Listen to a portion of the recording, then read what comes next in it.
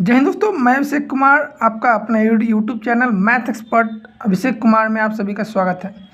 जैसा कि दोस्तों आप लोग देख रहे हैं कि हाइट एंड डिस्टेंस का क्लास यानी आज का जो वीडियो है हाइट एंड डिस्टेंस पर ही आधारित है। दोस्तों हमने ट्रिग्नोमेट्री के बाकी सभी पाठों को डील कर चुके हैं, जैसे टी रेशियो क्या है दोस्तों, या सम ऑफ पार्टिकुलर एंगल या एलिमेंट्री एंगल पर हम लोगों ने चर्चा कर लिया है। आज ये जो वीडियो है दोस्तों हाइट एंड डिस्टेंस पर ही बेस्ड है दोस्तों, कि हाइट एंड डिस्टेंस के सवालों को हम लोग किस तरीके से करेंगे। सबसे पहले दोस्तों हाइट एंड डिस्टेंस से हम लोग इसका कॉन्सेप्ट को डील करेंगे कि हाइट एंड डिस्टेंस का कॉन्सेप्ट क्या है। जब हम लोग कॉन्सेप्ट को समझ लेंगे दोस्तों, तभी तो हम लोग इसके बेसिस पर, इसके आधार पर जो सवाल बनेगा उन सभी सवालों को बनाएंगे दोस्तों। हम लोग इसके कॉन्सेप्ट को पहले डील करेंगे और कॉन्सेप्ट के बाद हम लोग इसका क्वेश्चंस का बेहतरीन तरीके से प्रैक्टिस करने का काम करेंगे दोस्तों। क्योंकि दोस्तों हाइट एंड डिस्टेंस से सीबीएसई और बिहार बोर्ड दोनों में दोस्तों इसका क्वेश्चन बहुत बेहतरीन तरीक़ा से आता है और बेहतर लेवल का क्वेश्चन देखने को मिलता है दोस्तों।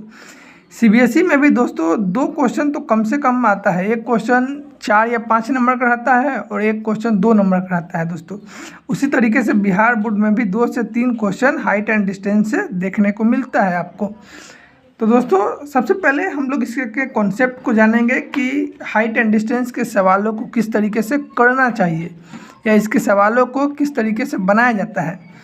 सबसे पहले दोस्तों हाइट एंड डिस्टेंस के सवालों को करने से पहले इसके जो कंस्ट्रक्शन है, कंस्ट्रक्शन कहने का मतलब इसका जो फिगर है दोस्तों, इस फिगर को हम लोग किस तरीके से बनाते हैं। फिगर कहने का दोस्तों मतलब है कि हाइट एंड डिस्टेंस में सबसे इम्पोर्टेंट कुछ चीज़ है तो ये है आपका फिगर, क्योंकि पूरा height and distance concept figure पर ही आधारित है। इसके लिए हम लोग कुछ पॉइंट को समझेंगे दोस्तों। जैसे हमारा पहला पॉइंट है कि लाइन ऑफ साइट क्या होता है, SIGHT site, line of site क्या होता है। सेकंड है दोस्तों कि एंगल ऑफ एलिवेशन क्या होता है, एंगल ऑफ एलिवेशन क्या है। और थर्ड है हमारा है दोस्तों कि एंगल ऑफ डिप्रेशन क्या होता है, एंगल ऑफ डिप्रेशन क्या होता है। इन सभी पर दोस्तों हम लोग अभी चर्चा करेंगे कि लाइन ऑफ साइट क्या है, एंगल ऑफ एलिवेशन क्या है और एंगल ऑफ डिप्रेशन क्या है। दोस्तों सबसे पहले आप लोग ध्यान दीजिएगा कि लाइन ऑफ साइट क्या। देखिए हम पहला चीज़ को डील करें दोस्तों कि लाइन ऑफ साइट है क्या, ये लाइन ऑफ साइट हम लोग किसे कहते हैं। देखिए सबसे पहले मान लीजिए कि हम ग्राउंड पर खड़े हैं दोस्तों। ग्राउंड लेवल यानी कहने का मतलब हॉरिजॉन्टल लाइन ये बनाए हैं। अभी हम लोग जो है हॉरिजॉन्टल लाइन बनाए हैं दोस्तों। हॉरिजॉन्टल लाइन कहने का मतलब एकदम ग्राउंड सतह से या समतल सतह है दोस्तों, एकदम ग्राउंड लेवल पर हम लोग खड़े हुए हैं। जब हम लोग दोस्तों यहाँ से इस बिंदु से मान लीजिए किसी एरोप्लेन को या किसी पेड़ के फल को हम लोग देखेंगे तो यहाँ से एक लाइन क्रिएट होगा ना दोस्तों। मान लीजिए यहाँ से एरोप्लेन चल रहा है तो हम यहाँ से हम लोग एक एरोप्लेन को देखें तो यहाँ से एक लाइन क्रिएट हुआ दोस्तों। मान लिया जाए कि ये O है, यहाँ पर ही हमारा जो है मान लीजिए A है और यहाँ पर ही B कर दिए। तो जब हम लोग एरोप्लेन से देखें अपने आँखों से दोस्तों, जब हम लोग दोस्तों अपने आँखों से एरोप्लेन को ये यहाँ पर एरोप्लेन चल रहा है, यहाँ से हम लोग एरोप्लेन को देखें तो मेरा जो ये जो लाइन रहेगा दोस्तों, इसी को हम लोग लाइन ऑफ साइट कहते हैं। जब किसी व्यक्ति के द्वारा ऊपर मुड़ी उठाकर दोस्तों एरोप्लेन को या फिर उड़ते हुए पक्षी को देखते हैं या फिर पतंग को देखते हैं दोस्तों, तो उस समय जो लाइन हमारा बनता है उसी को हम लोग लाइन ऑफ साइट कहते हैं दोस्तों। मैंने क्या कहा दोस्तों कि जब हम लोग किसी पक्षी को आकाश में देखते हैं या फिर पतंग को देखते हैं या एरोप्लेन को देखते हैं तो उस समय जो यहाँ से हमारा एंगल क्रिएट हुआ इसको हम लोग ये जो लाइन क्रिएट हुआ इस लाइन को हम लोग लाइन ऑफ साइट कहेंगे। और जो दोस्तों ये हॉरिजॉन्टल से ग्राउंड लेवल से जो एंगल क्रिएट हुआ ना दोस्तों, इसी एंगल को हम लोग एंगल ऑफ एलिवेशन कहते हैं, एंगल ऑफ एलिवेशन कहते हैं दोस्तों। मैंने क्या कहा दोस्तों कि जब कोई व्यक्ति ग्राउंड लेवल से हॉरिजॉन्टल लेवल से जब उड़ते हुए पक्षी को देखेगा या फिर एरोप्लेन को देखेगा या फिर पतंग को देखेगा तो उस लाइन को हम लोग लाइन ऑफ साइट कहते हैं। और जो हॉरिजॉन्टल लेवल से जो एंगल क्रिएट होता है उस एंगल को हम लोग एंगल ऑफ एलिवेशन नाम देते हैं दोस्तों। और ये आपके लिए बहुत ज़्यादा इम्पोर्टेंट है, क्योंकि क्वेश्चन में डायरेक्ट पूछता है कि एंगल ऑफ एलिवेशन निकालिए या फिर हाइट निकालिए या पतंग का हाइट या टावर का हाइट निकालने के लिए डायरेक्ट क्वेश्चन देता है दोस्तों। अब हम लोग देखेंगे दोस्तों, जैसा कि हम लोग एंगल ऑफ एलिवेशन भी देख लिए कि एंगल ऑफ एलिवेशन कहते किसको है। अब हम लोग देखेंगे दोस्तों एंगल ऑफ डिप्रेशन के बारे में। देखिए दोस्तों, मैंने आपको कहा कि धरती से या ग्राउंड से यदि हम लोग एरोप्लेन को देखते हैं या पतंग को देखते हैं या फिर उड़ते हुए किसी चिड़िया को देखते हैं, उसके बीच का जो एंगल बनेगा उसको एंगल ऑफ एलिवेशन धरती से। लेकिन एंगल ऑफ डिप्रेशन में अलग होता है दोस्तों। कहने का मतलब कि मान लीजिए कि आप छत पर खड़े हैं, ठीक ना दोस्तों, छत पर खड़े हैं तो हमारे लिए तो ये छत ही ना दोस्तों हॉरिजॉन्टल लाइन हो जाएगा। यदि हम लोग छत पर खड़े हैं दोस्तों तो ये छत ही हमारा हॉरिजॉन्टल लाइन हो गया। या हम लोग मान लीजिए कि बिल्डिंग पर खड़े हैं तो ये बिल्डिंग ही हमारे लिए हॉरिजॉन्टल लाइन हो गया। और वहाँ से यदि नीचे यदि हम लोग कुत्ते को देखेंगे या फिर किसी एक आदमी को देखेंगे दोस्तों, तो ये जो आदमी रहेगा, देखिए दोस्तों, यहाँ से यदि हम लोग बिल्डिंग पर से यदि आदमी को देखेंगे, मान लीजिए यहाँ पर आदमी है कोई, तो आदमी को हम लोग देखें तो उस समय दोस्तों ये जो रहेगा दोस्तों, ये जो लाइन हमारा बना दोस्तों, ये लाइन हमारा लाइन ऑफ साइट कहलाएगा। ध्यान से बात को समझिएगा दोस्तों। यदि आप किसी बिल्डिंग से कुत्ते को देख रहे हैं या शेर को या फिर बिल्ली को देख रहे हैं तो उस समय ये जो लाइन हमारा है ये लाइन ऑफ साइट कहलाएगा। और जो उस समय बिल्डिंग पर से जो एंगल क्रिएट हुआ है उसको हम लोग कहेंगे angle of depression. Angle of depression दोस्तों, दो ही केस बनता है दोस्तों, पहला एंगल ऑफ एलिवेशन के और सेकेंड एंगल ऑफ डिप्रेशन का केस। और ये दोनों का दोनों इम्पोर्टेंट है दोस्तों, क्योंकि सवाल दोनों से ही पूछता है। ये मैंने बताया आपको कि लाइन ऑफ साइट क्या है, तो लाइन ऑफ साइट तो इस हॉरिजॉन्टल लाइन से भी बनेगा, ग्राउंड लेवल से भी बनेगा। और या बिल्डिंग पर खड़े हैं तो उस समय भी लाइन ऑफ साइट बनेगा। और दोस्तों दोनों में अंतर बस इतना ही है ना दोस्तों कि ये ग्राउंड लेवल से हम लोग देख रहे हैं, धरती पर से, पृथ्वी पर से हम लोग ऊपर मूड़ी उठा कर देख रहे हैं दोस्तों। और इसमें एंगल ऑफ डिप्रेशन में हम लोग मूड़ी झुका कर, मूड़ी को या फिर अपने आँख को नीचे गिरा कर देख रहे हैं दोस्तों। जब अपने आँख को नीचे गिरा कर देखेंगे उस समय हमारा एंगल ऑफ डिप्रेशन क्रिएट होगा दोस्तों। साथियों दोस्तों, ये 3 के 3 जो आपको लिखे हुए हैं, 3 सेंटेंस है, 3 लाइन है कि लाइन ऑफ साइट क्या है, एंगल ऑफ एलिवेशन और एंगल ऑफ डिप्रेशन क्या है, ये हाइट एंड डिस्टेंस के सवालों को बनाने में बहुत ज़्यादा मदद करेगा दोस्तों। आप लोग ये अनुभव कीजिएगा कि ये 3 के 3 line of site, angle of elevation और एंगल ऑफ डिप्रेशन, इसी 3 के बेसिस पर आपका हर सवाल सॉल्व होगा दोस्तों। चलिए दोस्तों, अब हम लोग आगे बढ़ते हैं और हाइट एंड डिस्टेंस का दोस्तों कॉन्सेप्ट यही है। इसी 3 पर हमारा कॉन्सेप्ट यानी हमारा जो क्वेश्चन है ये बनेगा। हमारा क्वेश्चन इसी 3 के 3 कॉन्सेप्ट पर बनेगा दोस्तों। और याद रखिए दोस्तों, मैंने आपको पूरा ट्रिगो पिछले वीडियो में और उससे पिछले वीडियो में मैंने पढ़ा चुके हैं। यदि आपने वह वीडियो नहीं देखा है तो वीडियो को जाकर आप लोग देखिएगा, math expert Abhishek Kumar YouTube channel पर। देखिए दोस्तों, हमारे सामने एक सवाल है जो बहुत इम्पोर्टेंट है। सीबीएसई में ये सवाल पूछा जा चुका है दोस्तों। देखिए दोस्तों, मेरे द्वारा कोई भी सवाल करवाया जाएगा तो या तो ये सवाल, देखिए दोस्तों, हाइट एंड डिस्टेंस से या तो ये सवाल PYQ रहेगा या फिर ये सवाल NCERT ही रहेगा दोस्तों। इसके अलावा हाइट एंड डिस्टेंस से मेरे द्वारा कोई भी सवाल, एक्स्ट्रा सवाल नहीं किया जाएगा दोस्तों। थोड़ा सा देखिए दोस्तों, हॉरिजॉन्टल लाइन कहने का मतलब कि एकदम ग्राउंड लेवल से, वर्टिकल लाइन कहने का या फिर वर्टिकल कोई खड़ा है यानी ऐसे कोई खड़ा है दोस्तों, ये हॉरिजॉन्टल है और ये वर्टिकल है दोस्तों। ये जो है ये हॉरिजॉन्टल है दोस्तों। हॉरिजॉन्टल जो ग्राउंड लेवल पर है दोस्तों, और जो वर्टिकल होता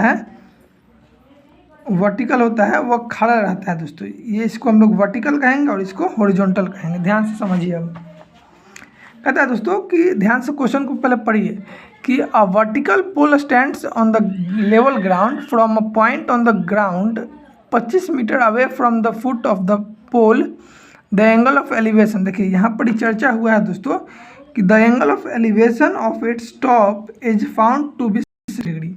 इस बात को या इस लाइन को बड़ी ध्यान से समझिएगा। इसी लाइन को समझाने के लिए मैंने आपको एंगल ऑफ एलिवेशन बताया है दोस्तों। पहले करा है दोस्तों कि a vertical pole stands on the level ground. ये ग्राउंड है दोस्तों, और इस ग्राउंड से वर्टिकल मतलब मैंने आपको बताया कि इस डंडे की तरह एक वर्टिकल पोल क्या है दोस्तों, खड़ा है। अब vertical pole stands on the level ground from a point on the ground 25 metre away. इस 25 मीटर अवे मतलब ग्राउंड से 25 मीटर दूर, ध्यान समझिएगा, मैंने बोला कि ग्राउंड से 25 मीटर दूर एक वर्टिकल क्या है दोस्तों, एक वर्टिकल पोल खड़ा है दोस्तों। ठीक है दोस्तों, 25 metre away from the foot of the pole the angle of elevation of it top. और यहाँ से जो एंगल ऑफ एलिवेशन बना, यानी यहाँ से ये जो देखा दोस्तों इस तरीके से, और इसका जो एंगल ऑफ एलिवेशन बना वो कितना है दोस्तों, तो हमारा 60 डिग्री है, 60 डिग्री है। यही दोस्तों एंगल ऑफ एलिवेशन बना यहाँ से। तो बोला गया है कि find the height of the pole. इस पोल का हाइट के बराबर क्या होगा, इसी चीज़ को हमें निकालना है। मान लीजिए कि ये ए है, ओ है, ये ए है और ये बी है। ए ओ बी एक ट्रायंगल भी बन गया दोस्तों, और हमें निकालना है दोस्तों ए बी का मान निकालना है। ध्यान समझिएगा, हमें निकालना है ए बी का मान, यानी ए बी बराबर क्या होगा। जब क्या दिया क्या है दोस्तों, एंगल ए ओ बी हमारा 60 डिग्री दे दिया है, और ओ बी हमारा 25 मीटर की दूरी पर है। देखिए दोस्तों, मैंने आपको बताया कि आप हमेशा ही टी रेशियो का प्रयोग कीजिएगा, यानी इस तरीके के हाइट एंड डिस्टेंस में आप लोग हमेशा ही sine theta, cos theta, tan theta का प्रयोग कीजिएगा। यही तीनों का प्रयोग करने के लिए आपको आएगा दोस्तों। इन तीनों से ही काम चल जाएगा, क्योंकि हम लोग जानते हैं कि साइन के अपोजिट कोसेक होता है, कॉस के अपोजिट सेक होता है, और टेन के अपोजिट कॉट होता है। तो देखिए, हमको ई वाला निकालना है दोस्तों, और ये भी बात ध्यान रखिएगा कि पूरा ट्रिगो हमारा राइट एंगल ट्रायंगल पर ही आधारित है दोस्तों। पूरा जो ट्रिगो है ये हमारा राइट एंगल ट्रायंगल पर ही आधारित है दोस्तों। राइट एंगल ट्रायंगल पर ही हमारा आधारित है, जिसमें हमारा ये जो है 90 डिग्री है दोस्तों। ये हमें निकालना है ई वाला। तो हम लोग जानते हैं क्या है दोस्तों कि tan 60 या tan थीटा बराबर क्या होता है दोस्तों, यहाँ पर देखिए tan थीटा बराबर p/b होता है। तो यहाँ से हम लोग लिखेंगे tan थीटा का मान पहले लिख देते हैं। tan थीटा बराबर p/b होता है दोस्तों। tan 60 डिग्री, थीटा की जगह 60 है, 60 लिखिए, एकदम आराम से सॉल्व कीजिए बच्चा की तरह दोस्तों, क्योंकि ये पहला सवाल हमारा है। tan 60 बराबर p क्या है दोस्तों, हमारा h है। p यानी ठीक थीटा के सामने वाला जो साइड होता है हमारा परपेंडिकुलर होता है, और ये जिस पर आधार जो है इसका जो जुड़ा हुआ ये इससे है, ये हमारा बेस होता है। tan 60 के मान p हमको नहीं मालूम है, या फिर p हमारा AB है, बेस हमारा OB है। देखिए, आपको मैंने बताया था कि हमेशा ही याद रखिएगा कि tan 30 डिग्री बराबर 1/√3 होता है, और tan 60 डिग्री बराबर √3 होता है। tan 60 डिग्री के मान √3 दिया हुआ है, और AB हमको निकालना है दोस्तों, और OB हमको दिया हुआ है 25 सेंटीमीटर या फिर 25 मीटर दिया हुआ है। यहाँ से हमारा AB बराबर क्या निकल जाएगा, 25√3। 25√3। देखिए दोस्तों, यहाँ से आप लोग ध्यान भी देख सकते हैं कि यदि आपको √3 का मान दिया हुआ रहता है 1.732, √3 का मान दिया हुआ रहता है दोस्तों 1.732, तो यहाँ से आप लोग और थोड़ा सा वेरीफाई कर सकते हैं कि 25 × √3 का मान 1.732 दिया हुआ रहता है। तो यदि √3 का मान यदि हम लोग 1.732 लिखेंगे तो डायरेक्ट इसको 25 में से गुना कीजिएगा, तो आपका रिजल्ट 43.3 मीटर आ जाएगा दोस्तों। और यही हमारा आंसर रहेगा दोस्तों। हमारा AB का मान कितना आया दोस्तों, हमारा AB का मान 43.3 मीटर आया। दोस्तों, आप लोग मेरे साथ साथ कॉपी लेकर ही बैठिए, क्योंकि मेरे द्वारा आपको एक बेहतरीन तरीके से हाइट एंड डिस्टेंस के सवालों को कराया जाएगा। ये हमारा पहला सवाल है जो CBSE बोर्ड में ये सवाल पूछ चुका है दोस्तों। CBSE बोर्ड इस सवाल को पिछले साल ही पूछी है, 3 नंबर में ये पूछा गया सवाल दोस्तों। ये सवाल 3 मार्क्स में आपको पूछा जा चुका है, और इसका सॉल्यूशन आप लोग देखें। इसमें ध्यान देने वाली बात यह है दोस्तों कि आपको मालूम होना चाहिए कि tan थीटा बराबर क्या होता है, sign theta, cos theta, tan theta. हमेशा इस ट्रायंगल पर, इस राइट एंगल ट्रायंगल पर साइन, कॉस और टेन का ही वैल्यू रखकर आप इसका सॉल्यूशन कीजिएगा दोस्तों। सबसे ज़्यादा ज़रूरी है कि आप इसके फिगर को बेहतर से बेहतरीन तरीके से आप बनाने का प्रयास कीजिएगा। यदि आपने इसके फिगर को, यानी ये जो क्वेश्चन दिया हुआ है 3-4 लाइन का क्वेश्चन, यदि इस क्वेश्चन का फिगर आप लोग बना लीजिएगा तो यकीन मानिए सवाल उतना टफ नहीं रहता है। सवाल तो बनाना, क्योंकि हमें ट्रिग्नोमेट्री से ना सवाल बनाना है दोस्तों, तो ट्रिग्नोमेट्री से सवाल बनाना दोस्तों एकदम आसान रहता है। बस आपको इस फिगर पर काम करना होगा, इस लैंग्वेज को समझकर इस फिगर का निर्माण करना होगा। यदि आपने फिगर का निर्माण कर लिए एक बार, तो उसके बाद आराम से टी रेशियो का प्रयोग करके और वैल्यू को लिखकर आराम से सॉल्व कर सकते हैं। उसके बाद दोस्तों मैंने ट्रिग्नोमेट्री के पूरा कॉन्सेप्ट मैंने अपने YouTube channel math expert Abhishek Kumar पर डाल दिया है दोस्तों, आप लोग जाकर देखने का प्रयास कीजिएगा। ठीक है दोस्तों, वीडियो को लाइक करके चैनल को सब्सक्राइब कर लीजिएगा। जय हिंद, जय भारत।